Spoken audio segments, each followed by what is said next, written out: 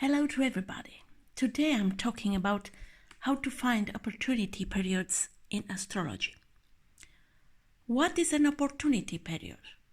It is a period in which the aspects of the transiting moon to other transiting planets show no interference with the free flow of decision and action. These periods apply to everyone in the world all at once. All through, of course, if your individual transits, progressions, and returns are putting blocks in your path, you may not be able to use every opportunity to the full. Nevertheless, you are always better off taking important actions in decisions during an opportunity period than at other times, all other things being equal. You can use an ephemeris, which gives the times of the moon's aspects to find opportunity periods, but you'll have to convert all the times from Greenwich Mean Time, Universal Time, to the time zone in which you are living. In this case, you can use an astrological software like SolarFire, where you can download ephemeris table adjusted to your local time, for example. Let's see which are the steps to discover the opportunity period. Step 1. Determine when the moon is void of course. The moon is said to be void of course from the time it makes the last Ptolemaic major aspect in a sign until it ends the next sign. The Ptolemaic aspects are the conjunction, opposition, square, trine, and sextile. That's why they are named as major aspects. In 8 of the 12 signs of the zodiac, moon of void periods are definitely not opportunity periods. In the other 4 signs, however, they are. According to the 17th century English master in astrology, William Lilly, the moon in signs of the moon and Jupiter perform in a way. Somehow.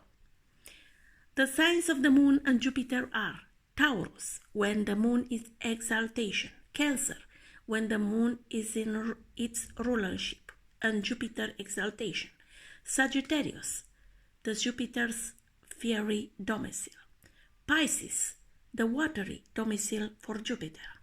Step 2. Determine whether the aspect of which the moon goes void in a stressful or an easy aspect. Every square is stressful, and every trine and every sextile is easy. Conjunctions and oppositions require judgment according to the nature of the planet which the moon is aspecting, and according to your individual ability to handle the energies of the planet. For example, the moon applies to the conjunction to Jupiter. Venus or Mercury is clearly easy. But for most purposes, the moon applies to a conjunction of Saturn, Mars, Neptune, Pluto, or Uranus is clearly stressful. However, some individuals handle some of this energy well. If you are a person from whom Uranus or Pluto is a familiar and more or less comfortable energy, you may find that the period before the moon's conjunction to that planet is an opportunity period for you. Oppositions can work if the moon is applying to an opposition of Jupiter, Venus, Mercury, or the Sun just before the full moon. Other oppositions range from bad news to maybe okay if you can handle them. Be careful. The moon applies to conjunction with the Sun. Let's say new moon, represents a whole set of issues on its own. Step 3. If the aspect on which the moon goes void is an easy aspect, then there is an opportunity period before the void period. If the aspect on which the moon goes void is a stressful one, then there is no opportunity period preceding the void period in that sign. To determine the beginning of the opportunity period, find the last stressful aspect which the moon makes in the sign. The opportunity period runs from the last stressful aspect to the last aspect and you need to assume that the last aspect is an easy one. Step 4. When is the last stressful aspect over? There are 2 different answers to this question, and I recommend observation to decide this question, but I also recommend caution. One answer is that an aspect is over, for example in electional astrology, as soon as it's no longer exact. For example, if the moon's last stressful aspect in a sign is a square to Saturn at 1:51 p.m., then the opportunity period, if there is one, would be considered to begin immediately. Another answer, according to Lehman, treats an aspect as being effective for electional purposes until it is no longer partial. An aspect is said to be partial if the 2 planets are in the same degree numerically.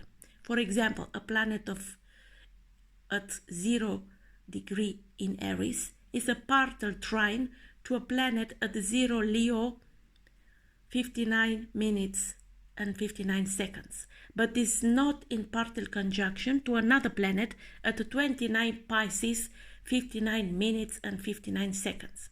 Even though the orb of the conjunction is only 1 second of arc. One should avoid starting important matters when the moon is translating light from or to malefic planets. I refer to this as translating darkness. What it means malefic planets? Mars and Saturn, and of course some Pluto, Uranus and Neptune. Notes on the period around the new moon.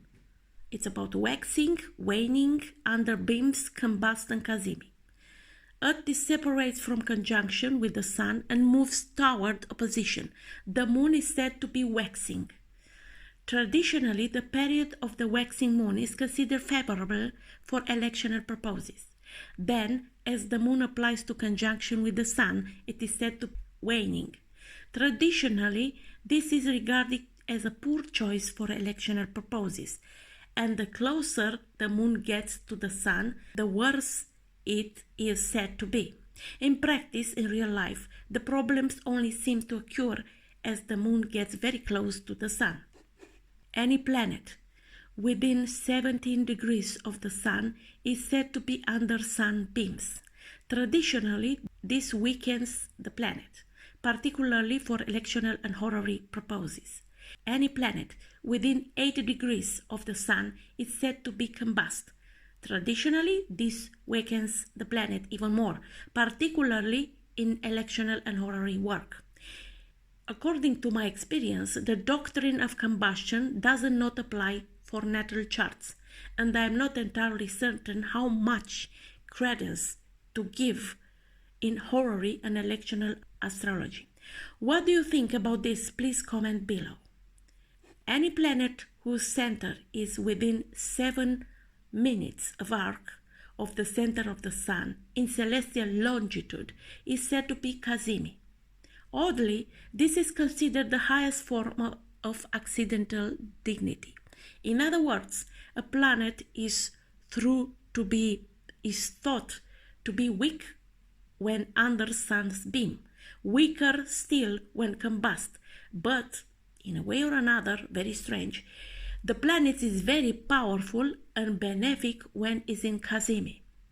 The average speed of the moon is such that it remains cazimi for about an hour, half an hour before and half an hour after the exact conjunction with the Sun. So it's a new moon phase, yeah? You can use the cazimi moon to start something if you really want to succeed.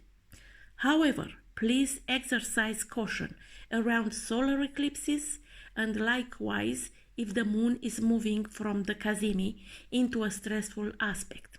Cazimi is powerful, but it cannot override the difficulties shown by a solar eclipse, nor those shown by, say, the moon's application to a square of Saturn.